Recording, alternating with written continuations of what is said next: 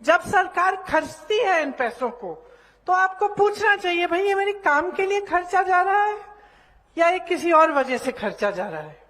तो आप केंद्र सरकार को देखिए, भाजपा की जो मोदी सरकार है, मोदी जी के लिए 8,000 करोड़ रुपए का एक जहाज खरीदा।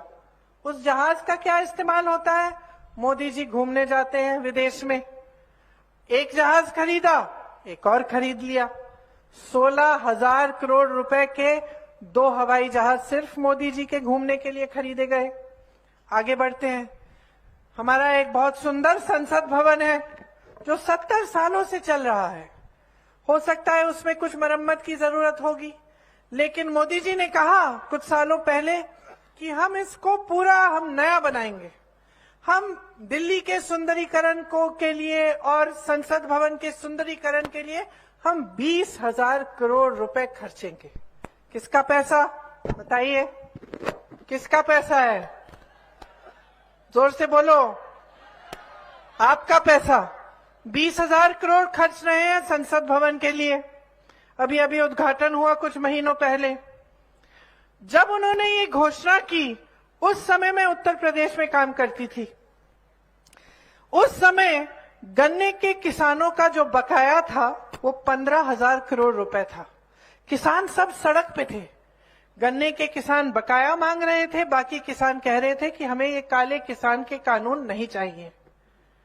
उसी समय जब इनका बकाया 15,000 करोड़ रुपए था, आपने घोषणा की कि 20,000 करोड़ रुपए हम संसद भवन की सुंदरीकरण के लिए कर रहे हैं, दे रहे हैं।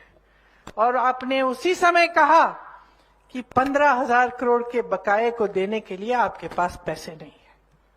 तो किसान के लिए पैसे नहीं है, लेकिन संसद को सुंदर बनाना है, अपना मान सम्मान बनाना है, अपने लिए हवाई जहाज खरीदने हैं, इसके लिए पैसा है। इसी तरह से जब किसानों के कर्ज को माफ करने की बात हुई, आपको याद होगा जब यहां पे कांग्रेस की सरकार बनी, आपको वादा किया था किसानों के कर्ज माफ किए जाएंगे।